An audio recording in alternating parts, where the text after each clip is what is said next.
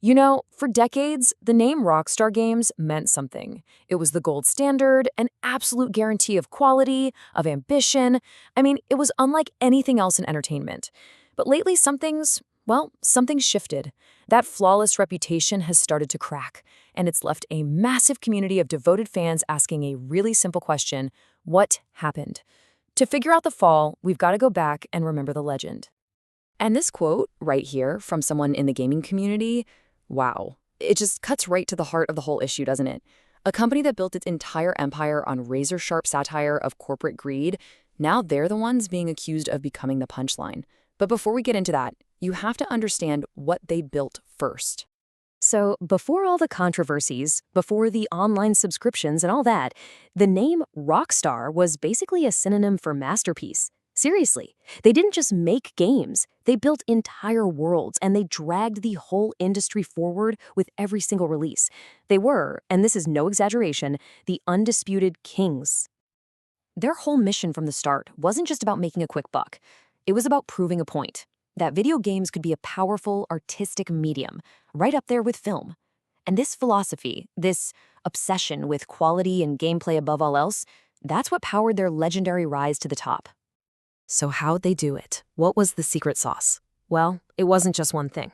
It was this incredible combination of groundbreaking tech, giving players unparalleled freedom, and just an almost fanatical attention to detail that made their games feel less like computer code and more like actual living, breathing places. I mean, just think about the Euphoria physics engine in Grand Theft Auto 4.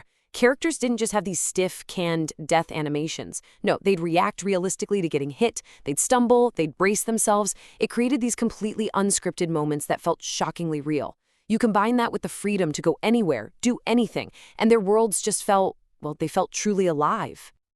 And this obsession was in all the little details. The kind of stuff nobody asked for, but everybody loved. The flip-flops that actually flopped when you walked. The fact that your clothes would only get wet exactly where you touch the water.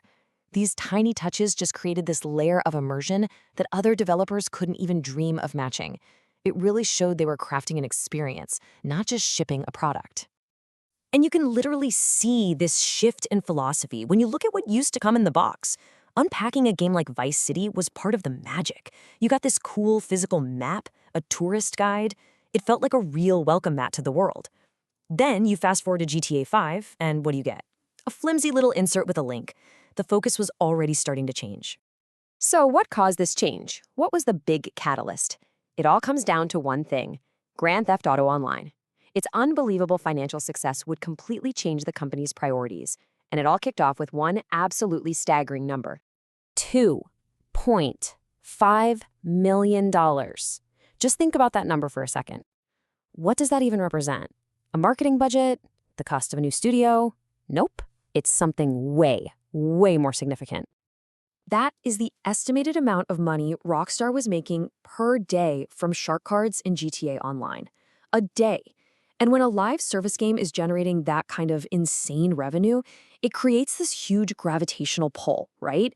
It just warps a company's focus away from creating these beautiful, finished, single-player masterpieces and toward maintaining a perpetual money-making machine. And the community felt this shift in a big way. The fans' perspective is pretty clear. This huge business success came at a really steep cost. And that cost, as many will tell you, was a whole decade without a new single-player Grand Theft Auto, because all the resources were just being poured into the online moneymaker instead. This new focus on monetization, well, it seemed to coincide with a whole series of really uncharacteristic fumbles and, let's be honest, outright failures. Each one just chipped away a little more at the company's once invincible reputation. And if you look at this timeline, you see a pretty clear pattern. These aren't just isolated incidents. From the absolute disaster that was the remastered trilogy launch to introducing a monthly subscription for a game that was 9 years old, a pattern of really questionable decisions started to emerge, and it left fans feeling ignored and, frankly, exploited. And these weren't just minor issues, you know? The definitive edition was a technical train wreck. GTA Plus literally took cars out of the base game just to sell them back to players as part of a subscription. The huge, thriving Red Dead Online community was just left to die on the vine.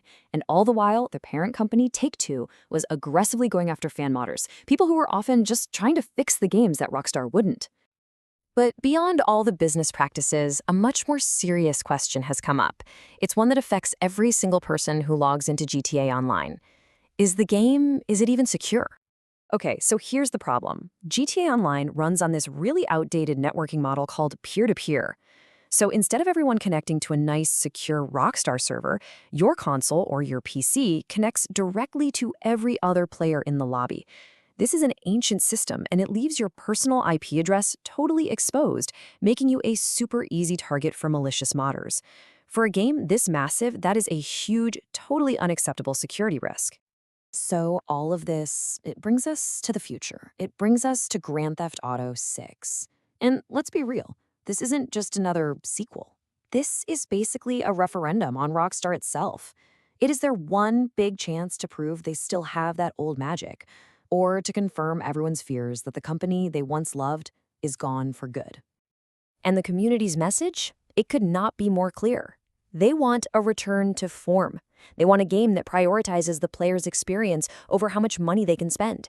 They want secure, dedicated servers so they can play safely. They want single-player expansions to come back. And they want the company to stop punishing the passionate modding community that helps keep their legacy alive. And so that's where we are. We're left with this one massive question. After a decade of waiting, is the next Grand Theft Auto going to be that masterpiece that reminds all of us why we fell in love with Rockstar in the first place? Or is it going to be the final evolution into the very thing they used to parody? A beautiful but ultimately hollow product designed just to squeeze every last dollar out of a legendary name? I guess the entire gaming world is about to find out.